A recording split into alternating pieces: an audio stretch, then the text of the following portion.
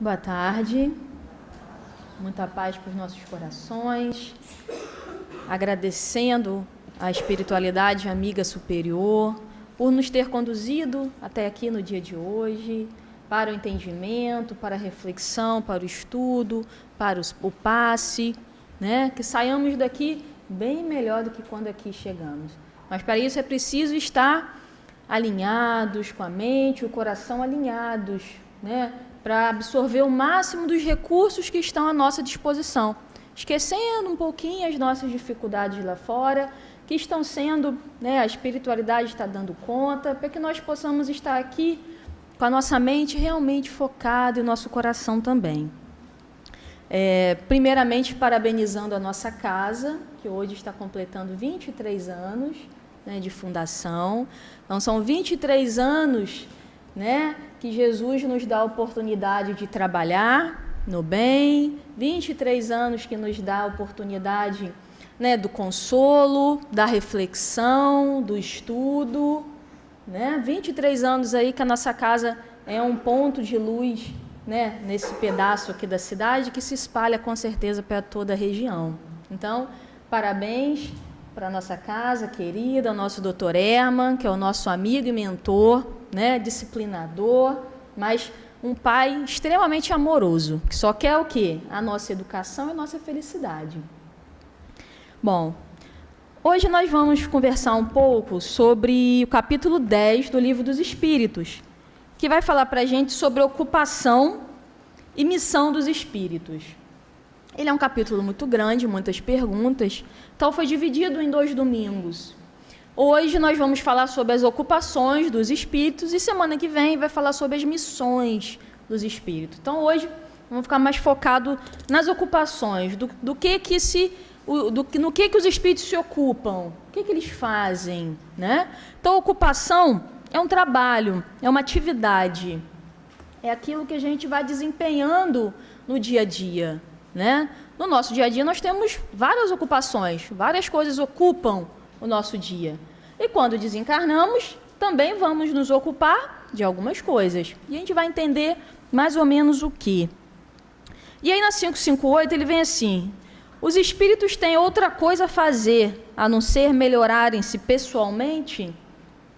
Eles concorrem para a harmonia do universo, executando as vontades de Deus, de quem são os ministros. A vida espiritual é uma ocupação contínua, mas nada tem de penosa como na terra, porque não há fadiga corporal, nem as angústias das necessidades. Então, se a gente for ver só nessa pergunta aqui, e resposta, tem bastante conhecimento para a gente. Primeiro que aqui ele está falando dos espíritos já despertos, aqueles em que já se desmaterializaram, que já estão livres da ignorância, livres das más paixões, não se preocupam mais com as coisas pessoais, já deram conta dessa parte. Esses espíritos, né, que já, como ele diz aqui, são ministros de Deus, eles estão o quê? Em categorias mais elevadas, eles têm missões maiores, não tem mais egoísmo, orgulho, eles pensam o quê? No todo, na humanidade, no progresso. Até porque, se a gente for ver, na escala espírita, começa lá em espíritos imperfeitos, bons e puros. Os puros, eles são os ministros de Deus, recebem as ordens de Deus, são aqueles que dão conta realmente, né, das leis, que organizam, né, as situações, são eles os responsáveis por governar os planetas, como Jesus é o governador do nosso planeta, né, do nosso planeta Terra. Se a gente for parar para pensar, nosso planeta aí, até chegar no estágio que está hoje, né, há bilhões e bilhões de anos atrás, quando lá, né, se soltou lá da nebulosa, aquela situação toda, quem estava presidindo todo esse processo era Jesus, que foi, né, confiado por Deus para essa tarefa no planeta Terra. Então, há bilhões de anos, Jesus já era Jesus. O Jesus que a gente conhece hoje já era Jesus, um espírito puro. Né? Então, não se prende mais a essas situações pessoais. Né? É mais, né, muito coletivo, querendo mesmo o progresso da humanidade. E quando ele diz que a vida espiritual é uma ocupação contínua, Por quê? Porque a vida do espírito é através do pensamento, e o pensamento é contínuo. Então não existe para o espírito desencarnado as ocupações aqui na Terra, as necessidades do corpo físico. E o corpo físico, a vivência, né, encarnado, tem muitas necessidades, tem muitas atribulações, né, muitas ocupações, que na maioria das vezes nos tiram foco da vida espiritual. Então a gente tem que dar conta do corpo físico. A gente acorda, tem que escovar o dente, tomar banho, alimentar o corpo, banhar o corpo, né? Trabalhar, tem contas a pagar, tem as doenças, temos que, né, medicar. Então, há muitas necessidades que envolvem uma vida terrestre. E quando desencarnamos, não existe mais essas necessidades. Não precisamos mais descansar. Porque quando o corpo está exausto, nós precisamos o quê? Descansar, parar e descansar, né? Todos os dias nós temos aí que pelo menos dar, né, de 6 a 8 horas de descanso para o nosso corpo físico. Mas nós, espíritos, na hora do sono ali, do repouso do corpo físico, não estamos, né, ociosos ali dormindo, estamos em ocupação. E essa ocupação depende das nossas ocupações durante o dia, principalmente do teor dos nossos pensamentos e das nossas atitudes.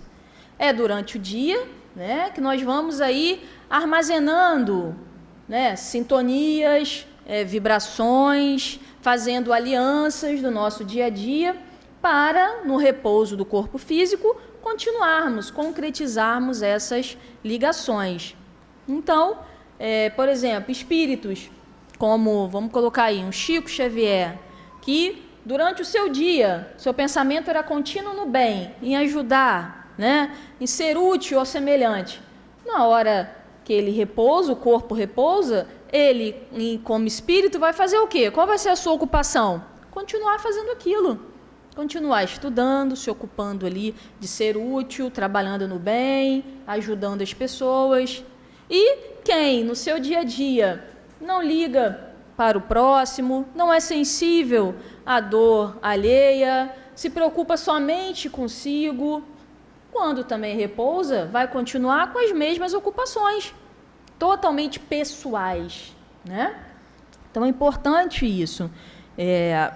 A 559, ele fala assim: os espíritos inferiores e imperfeitos também desempenham um papel útil no universo?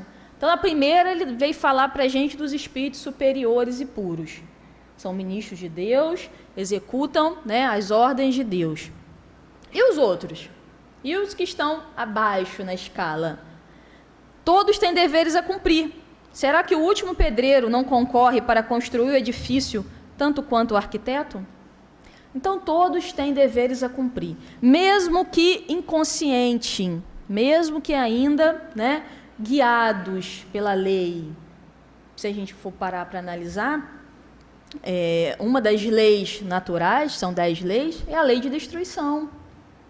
Então, quando a gente olha uma catástrofe, quando a gente olha um desastre natural ou coisas, né, destruídas pela mão dos homens, nós achamos aquilo assim, né, uma aberração. Não conseguimos entender que por trás daquilo há alguém orquestrando aquelas situações. Aquela situação ali mais tarde vai ser reconduzida para uma situação boa. A nossa visão que ainda é muito curta, né? Ainda é muito terrena, a gente não consegue abranger o porquê daquilo naquele momento. Então, todos os espíritos têm função a cumprir na harmonia geral do universo, mesmo que naquele momento não se dê conta daquilo. Muitas das vezes, como acho que umas 2 palestras atrás, falou-se lá sobre os espíritos que presidem os fenômenos da natureza. Muitos somente executam aquelas funções, executam. Já tem outros de outra categoria que já coordenam aquela situação para outros executarem. Se a gente for pegar aqui na matéria, vamos pegar aqui o exemplo de um arquiteto, vamos colocar lá o Niemeyer. Ele pode ter um projeto maravilhoso, mas se não tiver aquele que coloque a mão na massa para colocar aquele projeto em pé, o projeto não sai do papel. Então, todos concorrem o quê? Para a obra geral. Mesmo a maioria de nós ainda inconsciente, sem se dar conta disso. Mas tem um grande maestro aí que rege essa grande orquestra que somos nós. E também, se a gente for parar para pensar, temos que dar mais valor aos detalhes da vida. Por exemplo, quando ele fala aqui, um médico mais famoso do mundo, né, um grande cirurgião, para ele dar conta bem do seu trabalho, ele precisa daquele que faz a asepsia do centro cirúrgico, daquele que deixa os instrumentais ali, né, esterilizados, tudo ali, a ordem, à mão. Então, ninguém faz nada sozinho. Nós vivemos, né, numa sociedade, ninguém consegue até nos achamos autossuficientes, mas não somos ali na realidade. Então, existem aqueles que executam, aqueles que são, né, os coordenadores, mas todos nós vamos passando o quê? Vamos passando de escala, vamos passando de degrau. Então, os espíritos possuem todos atribuições especiais, né? Digamos que todos nós devemos habitar em toda parte e adquirir o conhecimento de todas as coisas, presidindo sucessivamente a todas as partes do universo. Então, é tudo de acordo com o nosso desenvolvimento intelecto-moral. Tudo é de acordo. Você não vai querer que uma criança de 2 anos dê conta de uma situação que um adulto já pode dar conta. É de acordo com o desenvolvimento. E Deus sabe, Ele conhece todos os seus filhos. Nós conhecemos os nossos filhos. Nós sabemos o que aquele filho dá conta. Ah, não, isso daqui, essa tarefa para o outro aqui, ele não vai dar conta, não. Porque ele ainda não adquiriu essa maturidade, ele não tem esse conhecimento. Ah, mas esse filho aqui, ele vai dar conta direitinho. Nós não conhecemos os nossos filhos? Deus conhece muito mais, né, os seus filhos, conhece perfeitamente. Então, Ele sabe daquilo que nós já podemos dar conta, daquilo que ainda não.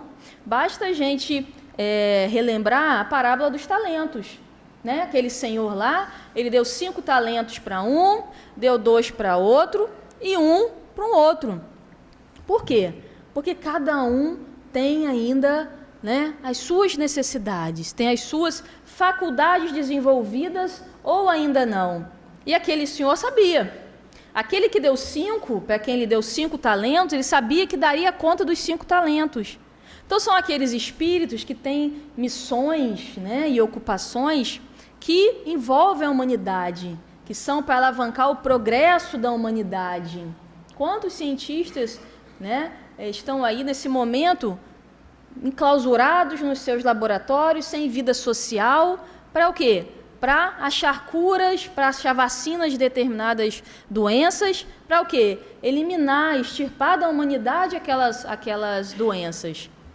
Então, é aquele que o Senhor deu 5 talentos, sabia que iria ser devolvido os 5, sabia que iria dar conta.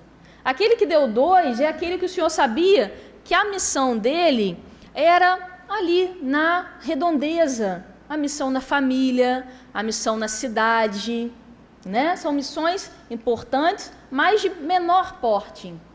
Aquele que o Senhor deu 1 talento, somos nós, que a única função, né, daquele que deu 1 talento era se desenvolver pessoalmente, era crescer na encarnação. Não era uma missão grandiosa de modificar a humanidade, como, né, um Gandhi, Jesus, Madre Teresa, que deixou seus exemplos aí para a humanidade. Muitas das vezes a nossa missão é se desenvolver, é chegar no final da encarnação melhor do que quando é que chegamos. E esse que deu 1, porque o Senhor sabia que ele não tinha condições ainda de receber 5, ele por ociosidade, né, por negligência, não deu conta daquele talento, não multiplicou, devolveu como estava. Então, missão, quando a gente fala de missão e ocupação, a gente pode pensar que são coisas grandiosas. A missão, né, de Madre Teresa, a missão de Jesus, a missão de tantos outros aí. de quem ganha um prêmio Nobel, uma grande missão. Mas nós temos as nossas pequenas missões. A paternidade, a maternidade é uma missão importantíssima, porque nos é confiado aquele espírito e nós ali, dependendo de como arbitrar, como educar, nós estamos decidindo o futuro daquele espírito. E vamos ter que dar conta, nos vai ser cobrado. E aí? Que fizeste daquele espírito que eu te confiei? Que fizeste dessa alma? Ah, Senhor, fiz tudo o que eu podia, mas mesmo assim ele não ouviu. Aí, ele que vai dar conta com a lei, a sua parte foi feita.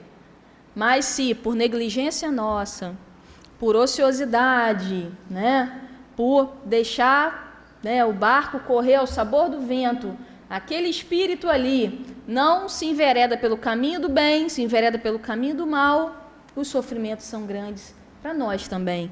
Porque que mãe, que pai fica feliz sabendo que o filho está no mau caminho, que o filho está sofrendo, que o filho está fazendo outras pessoas sofrerem, né? Então, é também para nós um sofrimento. E na 561 ele fala assim: as funções que os espíritos desempenham na ordem das coisas são permanentes para cada um e estão nas atribuições exclusivas de algumas classes. É aquela situação de que aquela tarefa é minha, ninguém pega, né? Aquela tarefa é exclusiva minha. Todos devem percorrer os diferentes graus da escala para se aperfeiçoarem.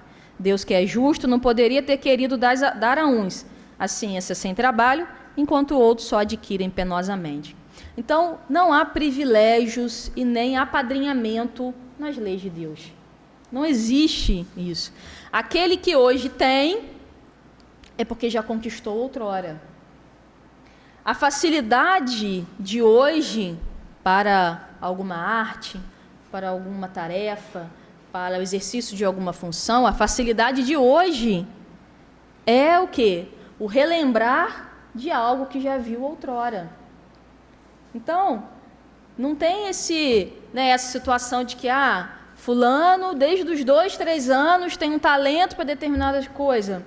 Foi um dom que Deus deu àquela criança ali. Ué, mas por que deu a ela e não a mim? Injusto, né? Queria tanto tocar piano bem, e aquela criança de 3, 4 anos toca maravilhosamente bem, por que a ela e não a mim? Aquele espírito está apenas relembrando o que traz na sua bagagem. Quantos aqui têm facilidade, às vezes, para matemática, facilidade para português, facilidade para tantas situações, que outras pessoas têm muita dificuldade? Está apenas relembrando. Se queremos adquirir uma faculdade diferente, começaremos hoje. Se eu quero me tornar um exímio, pianista, eu começo hoje ali no Dó, Ré, Mi, com muita dificuldade. Numa outra encarnação, se me for permitido continuar, eu já vou ter mais facilidade. Numa outra também, se conseguir, já vou lá com meus 5 anos dedilhar muito bem. E aí eu vou aperfeiçoando aquele meu talento, aquela minha faculdade. Então, nada é privilégio. Nada é porque Deus olhou para aquela pessoa e quis dar aquele dom para aquela pessoa. Não, é conquista. É conquista e aperfeiçoamento. Então, não há privilégios e nem apadrinhamento nas leis de Deus. Tudo é fruto o quê? De mérito. Tudo é fruto de mérito. Na 562, ele fala assim: os espíritos da ordem mais elevada, nada mais tendo que adquirir, encontram-se num repouso absoluto ou também têm ocupações. Bom, até adentrarmos a doutrina espírita, muitas das vezes acreditávamos que dependendo da nossa vida, ganharíamos o céu, e nesse céu nós ficaríamos, contemplando a natureza, contemplando ali as obras da criação e descansando. Quando nós adentramos a doutrina, esse mundo espiritual que a doutrina descortina à nossa frente, levanta esse véu, a gente percebe o quê? Que não existe nada disso. Não existe descanso. Não existe descanso. Descanso quem precisa é o corpo, somente. Aí vamos nós imaginar espíritos como Jesus, como Bezerra de Menezes, como tantos outros vultos aí que vieram para fazer o bem, e que a sua única preocupação era fazer o bem, era ser útil ao próximo, era ajudar, era estudar, era trabalhar. Imaginemos nós um espírito como Bezerra de Menezes, que no seu desencarne foi dado a oportunidade de ir para outras paragens, outros mundos melhores, e ele diz que enquanto houver lágrimas na terra, daqui não sairia. Imaginemos nós, esses corações ociosos, sem fazer nada. Fizeram tanto quanto encarnados e desencarnados, tendo a visão mais ampliada, as faculdades mais ampliadas, vendo a possibilidade de ajudar de uma forma mais efetiva, vendo tanta dor ao seu redor, e esses espíritos vão cruzar os braços e não fazer nada. É possível imaginar isso, né? Faz parte da razão? Não. Esses espíritos continuam as suas obras e conseguem fazê-la com muito mais amplitude, porque não tem mais as necessidades do corpo físico, não tem mais o corpo que, né, precisa de descanso, precisa se alimentar, precisa de várias situações. Então, como ele fala aqui, ó, que querias que fizessem durante a eternidade? A ociosidade eterna seria um suplício eterno. Para esses espíritos, a ociosidade é um suplício. Tem pessoas que são mais agitadas, né? Mais ativas. As pessoas não conseguem ficar paradas, tem que sempre estar fazendo alguma coisa. Né? Esses espíritos que já têm a sua consciência desperta, não conseguem também ficar parados. Uma vez perguntaram a doutora Erma se ele descansa. O senhor descansa, doutora Erma? Né? Tem como tirar aquele cochilinho à tarde, de vez em quando? Ele fala assim, para não dizer para vocês que eu não descanso, de vez em quando eu paro, olho para o céu, né, e contemplo as estrelas. Ali o meu pensamento está um pouco mais, né, diminuído, mas é o descanso que ele diz para a gente, só para a gente ficar felizinho, né? Achar que ele descansa, mas não descansa não, porque a gente dá muito trabalho. Vou falar que nós damos muito trabalho, porque a rebeldia é a tônica ainda da nossa encarnação. Nós somos muito rebeldes às orientações, né? Rebeldes ao estudo, rebeldes e recalcitrantes no erro. Então, a gente não dá, né, trégua para eles descansarem também, não. E qual a natureza das suas ocupações, né? Receber diretamente as ordens de Deus, transmiti-las a todo o universo e velar por sua execução. Esses espíritos superiores. Aí ele pergunta assim, depois, né? Mas e os outros espíritos? Os espíritos numa ordem mais inferior, mais imperfeitos, do que eles se ocupam? Aí ele fala assim, os espíritos inferiores têm ocupações apropriadas à sua natureza. Confiais ao trabalhador braçal e ao ignorante os trabalhos do homem de inteligência?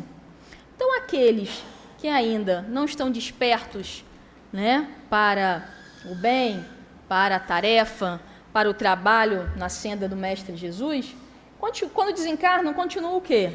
No lar, fazendo ali as tarefas. Muitos não se dão conta de que desencarnaram. Continuam ainda felizes com os aborrecimentos que nos causam. Estão por aí, né, dando conta do nosso dia a dia, indo para o trabalho junto com a gente. Nada de diferente do que a gente faz. Continuam fazendo tudo da mesma maneira. Porque ainda, né, muitos não se deram conta de que desencarnaram e muitos ainda não querem, né, ter uma ocupação mais, assim, mais moral. E dentre esses espíritos há aqueles que são ociosos e que não se ocupam de coisa alguma útil. Não existe encarnados? Não existe aquelas pessoas que não querem nada com a Hora do Brasil? Não querem nada. Não querem estudar, não querem trabalhar, não querem se comprometer com nada. Passa a vida, né? A vida é simplesmente uma sucessão de dias. Acorda, passa o dia, dorme, aquela vida totalmente automatizada. Não existe aqui na matéria? Quando desencarna, a mesma coisa. Continuamos os mesmos. Existem aqueles que querem o quê? Fazer nada, totalmente na ociosidade. Mas ele diz que isso, mais cedo ou mais tarde, eles vão ter que progredir, porque a lei é do progresso. Algo, em alguma hora, em algum momento, vai despertar a consciência. Aí eu lembrei, né, pensei assim, não tem aqueles jovens rebeldes, que chegam a uma determinada época ali da vida e falam para os pais na rebeldia que não quer mais estudar. Pai, eu não quero mais estudar, não adianta, lá com uns 14, 15 anos, não quero mais ir à escola. E os pais não têm como obrigar a pegar pelo braço e levar. Fala assim, meu filho, tem certeza? Tenho, não quero ir mais, não quero estudar, eu quero ficar na sombra e água fresca, fazer nada, quero ficar só na rua, só em festa. Aí os pais, todas as vezes sem ter outra opção, deixam. E passa um tempo. Aquela ociosidade, ele está achando que está ganhando. Enquanto está todo mundo trabalhando, estudando para o Enem, fazendo isso e aquilo, eu estou aqui, em casa, assistindo televisão, vendo videogame, né? Brincando de videogame, no celular. Ele está achando que ele está ganhando, que ele está no lucro. Só que chega um dia, alguma situação faz ele se arrepender. Muitas das vezes, lá na fase adulta, ele olha, né, se depara com alguém que era da sala dele, da época dele. E essa pessoa está bem de vida, né? Estudou, se formou, está num emprego legal, está com uma vida mais estabilizada, e ele ali, né, naquela situação. Aquilo, naquele momento, incomoda. E ele pensa assim, será que se eu fizesse, será que se eu não parasse, eu também estaria naquela situação mais confortável? Não estaria na situação que eu estou hoje? Né? Pode bater aquele arrependimento dele, por que eu parei? Por que eu não fiz? Por que eu quis a ociosidade? O que a ociosidade me levou? A nada. E, na maioria das vezes, porque a lei é do progresso, ele toma uma atitude. Não, eu vou recuperar o tempo perdido. Só que aí ele já está com família, com filhos, num emprego que toma toda a parte do seu tempo. Para ele recomeçar é muito mais difícil. Os Espíritos nos dizem que Deus nunca fecha a porta para cada um de nós. Sempre dá uma segunda chance, terceira, quarta, quinta. Só que as chances subsequentes, muitas das vezes, vêm com mais dificuldade. Ele, com 14 anos, ele só tinha a obrigação de estudar. Não tinha que trabalhar, sustentar a casa, nada. Era muito mais fácil de estudar, não era? Do que lá com seus 30, com toda uma estrutura e ter que dar conta. Não foi dada uma outra oportunidade? Sim, mas com um pouco mais de dificuldade para valorizar. Então, o ocioso, ele nunca vai ficar ocioso eternamente. Um dia algo vai fazer ele pensar, vai fazer ele refletir e ele vai mudar, porque a lei é do progresso. Deus não quer que nós fiquemos parados, estacionados o tempo todo. Por isso que muitas das vezes a dor acelera para cada um de nós, para abrirmos os nossos horizontes. Porque quando está tudo bem na matéria, tudo direitinho, a família está com saúde, dinheirinho sobrando, a gente se esquece de dar conta dos nossos compromissos, se dar conta das nossas missões do lar, das nossas missões assumidas na espiritualidade. E vivemos a vida aqui materialmente, só envolvidos, né, com o dia a dia, com as situações do dia a dia, esquecendo de que somos espíritos num corpo e de que devemos desenvolver o nosso lado espiritual e moral. E aí, como se estivéssemos dormindo na encarnação, vem algo, uma situação que nos faz despertar. Poderíamos despertar pelo amor, poderíamos, nos é convidado o tempo todo, mas tapamos os nossos ouvidos, fechamos os nossos olhos, e aí vem a dor, né? Como ele diz aqui no Evangelho, a bendita dor para nos fazer abrir os horizontes, enxergar aquele próximo que já sofreu a mesma situação e ter compaixão para com ele, me sensibilizar com a sua dor. Então, quando a dor se aproxima, é buscando o despertamento nosso, o despertar, né? Temos que sempre nos fazer a pergunta, não de por que, Senhor, por que comigo, mas sim para quê? O que que essa dificuldade, o que que essa dor está querendo me dizer? O que ela está querendo me falar? O que eu preciso modificar? Porque uma vez aprendida a lição, não é preciso mais a dor. Se eu aprendi, eu não preciso mais da dor. Então, as ocupações do espírito são sempre de acordo com o seu grau evolutivo, sempre de acordo com aquilo que já está, né, lúcido na sua consciência. Aqueles que já despertaram para o bem, já despertaram em ser útil, nunca mais regridem, nunca mais regridem.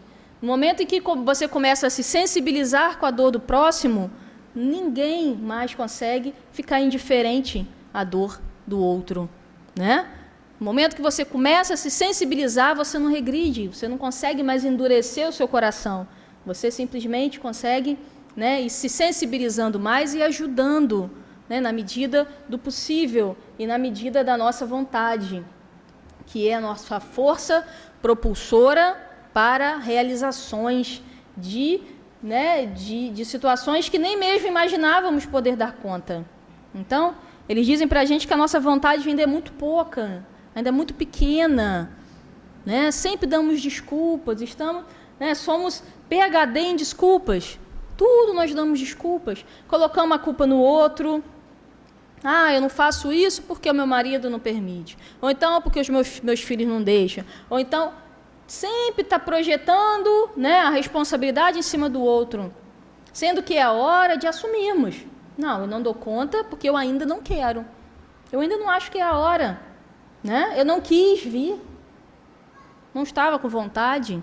Hora de assumir para nós mesmos, né? Sermos honestos de assumir. E a partir daí, ir modificando a nossa vontade. É importante isso para a gente. Por quê? Porque muito será cobrado a quem muito é dado. E estamos recebendo muito. Recebemos muito. Desde o momento que a gente começa a estudar a doutrina, começa a ampliar a nossa consciência, nós estamos recebendo muito. A maioria que está aí fora não tem o mínimo de noção disso que a gente estuda. Não tem noção, né? Não tem essa noção do que é perispírito, do que é uma vibração, do que é, né, do benefício de um passe. E nós já temos. E aí? O que fazemos de posse dessa informação? Simplesmente vai ficar no conhecimento? Simplesmente vai ficar no saber? Né? Vamos ser cobrados pelo que já temos e não colocamos, né? Não vivenciamos essas situações que a doutrina nos traz. Então é importante a reflexão para a gente, né, principalmente à noite, a prece antes de dormir, importante para que nós, né, despertos aí, com o corpo físico adormecido, possamos fazer coisas boas durante o sono, fazermos boas ligações, boas obras, né, nos encaminharmos para coisas importantes e não ficarmos por aí vagando, fazendo alianças e ligações com espíritos de ordem mais inferior que a nossa. Então, que o Senhor Jesus nos abençoe, fique conosco durante essa semana, né? Que assim seja.